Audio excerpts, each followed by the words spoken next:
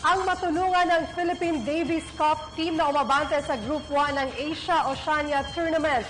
Ito ang laman ng isip ngayon ni Pinoy tennis player Jason Patrombon. Alamin natin ang kanyang kahandaan sa ating kasamang si Arian Malyare.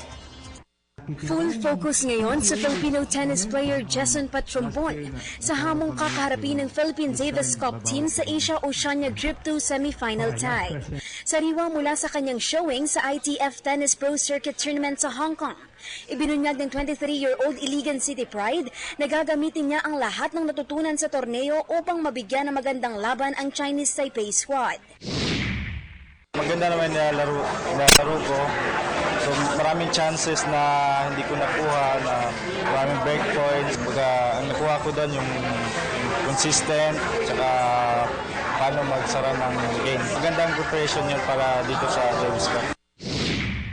At dahil 7 taong gulang pa lamang nang siya ay magsimula sa sport, inamin ni Patrombon na malaki ang naitulong sa kanya ng pagiging isang tennis player. Tulong sa akin bilang paano ka maging isang player, porsigido ka kung gusto mong gumaling. Sa tagal ko na naglalaro, minsan papagod ako, minsan kasi kailangan mag-rest. Pero maganda, masayang magta-travel, kasi nakakapagod, pero ito yung trabaho ko eh. Sa huli ay tiwala siya na makakayang dominahin ng national squad ang visiting team, lalo't sa home turf sila maglalaro ngayon.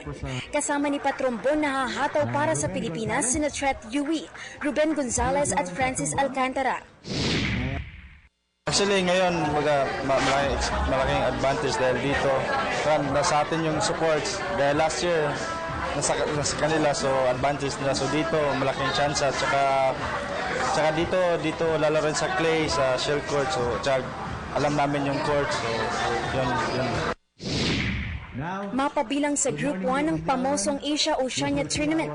Ito ang target ng Philippine Davis Cup team sa okasyon na magsisimula sa Biyernes at magwawakas sa Linggo. Arian Malyare, PTV Sports.